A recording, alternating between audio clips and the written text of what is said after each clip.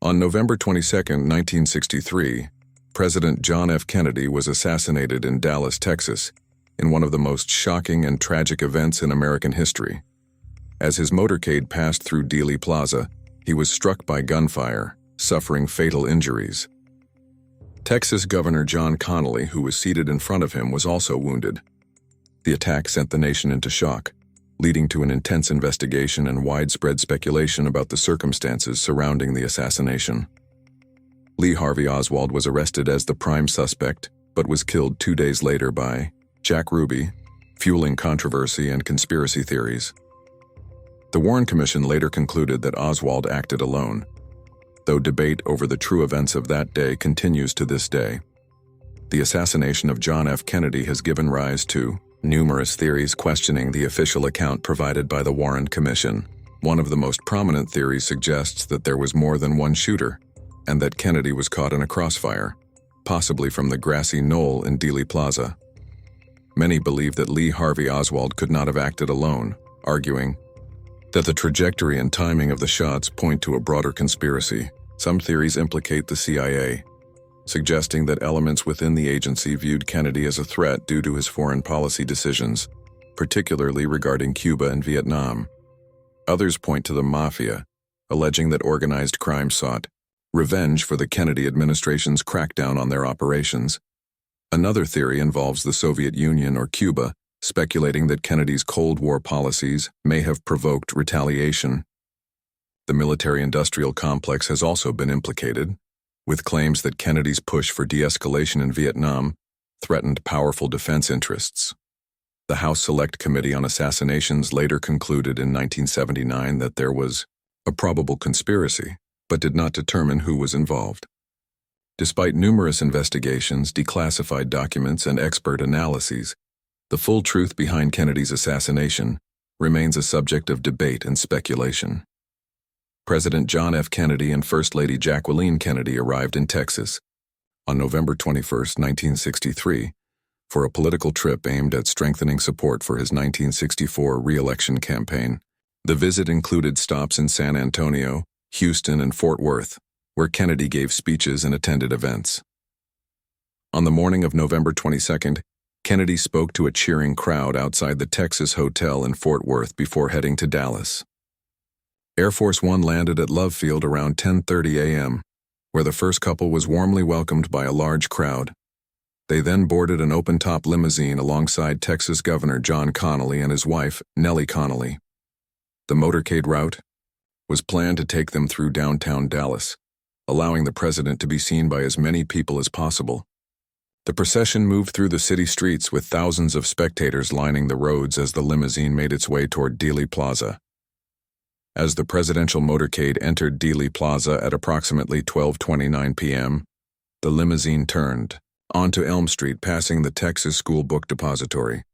A few moments later at 12:30 p.m., gunshots rang out. The first shot either missed or ricocheted, injuring bystander James Tague. The second shot struck President Kennedy in the upper back, exiting through his throat, causing him to raise his hands toward his neck. Governor John Connally, seated in front of Kennedy, was also hit and seriously wounded. The third and fatal shot struck Kennedy in the head, causing a massive fatal injury. First Lady Jacqueline Kennedy reacted in shock, reaching toward the back of the limousine. Secret Service agent Clint Hill rushed to the vehicle, climbing onto the trunk to shield the First Lady. The limousine accelerated toward Parkland Memorial Hospital as bystanders and law enforcement reacted in confusion and panic. President Kennedy was rushed to Parkland Memorial Hospital, arriving at 12:36 p.m. Doctors made every effort to save him, but his wounds were fatal. At 1 p.m., he was pronounced dead. Vice President Lyndon B. Johnson, waiting at Love Field, was advised to remain there for security reasons. Meanwhile, police officers searched for the shooter, and attention quickly turned to the Texas School Book Depository. At 1:15 p.m., Dallas police officer J.D. Tippit was shot and killed in Oak Cliff, a Dallas neighborhood. Shortly after, police arrested Lee Harvey Oswald at the Texas Theater. He was taken into custody and charged with the murder of both Tippit and President Kennedy. At 2:38 p.m. aboard Air Force One, Lyndon B. Johnson was sworn in as the 36th President of the United States, with Jacqueline Kennedy standing beside him, still wearing her blood-stained clothes. On November 23rd, Oswald was interrogated but denied any involvement in the assassination. The next day, while being transferred from the Dallas police headquarters, he was shot and killed by nightclub owner Jack Ruby in front of live television cameras. On November 25th, a state funeral was held for Kennedy in Washington, D.C., with world leaders in attendance. His body was laid to rest at Arlington National Cemetery.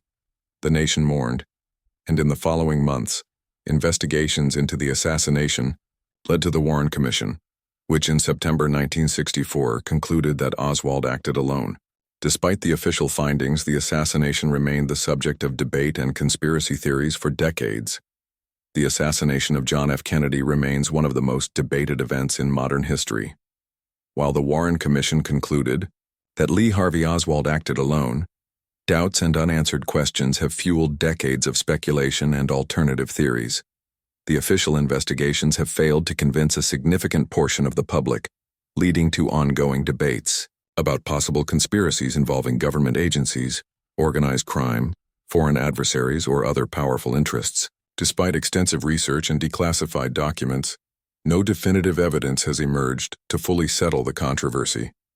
Kennedy's death not only marked a turning point in American history, but also left behind a legacy of mystery that continues to fascinate historians, researchers, and the public.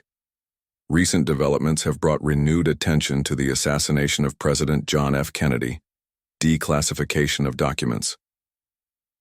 In January 2025, President Donald Trump issued an executive order for the declassification of documents related to the assassinations of John F. Kennedy, Robert F. Kennedy, and Martin Luther King Jr. Subsequently, the FBI uncovered approximately 2,400 previously unrecognized records associated with Kennedy's assassination. These documents have been transferred to the National Archives for public access, public discourse, and speculation.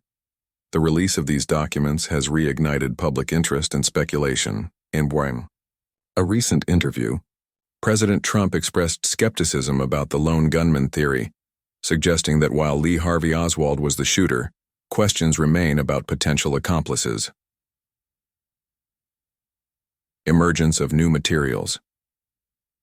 New materials continue to surface, such as previously unseen film footage showing Kennedy's motorcade rushing to the hospital after the shooting, which was auctioned in September 2024.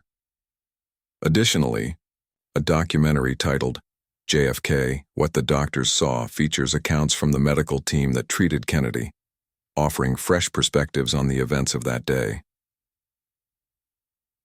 Conspiracy theories and misinformation.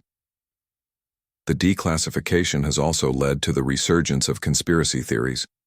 Notably, some right-wing influencers have propagated unfounded claims implicating various groups in Kennedy's assassination, despite a lack of credible evidence. These developments highlight the enduring intrigue and debate surrounding the assassination of President Kennedy, as newly released information continues to shape public understanding and discourse.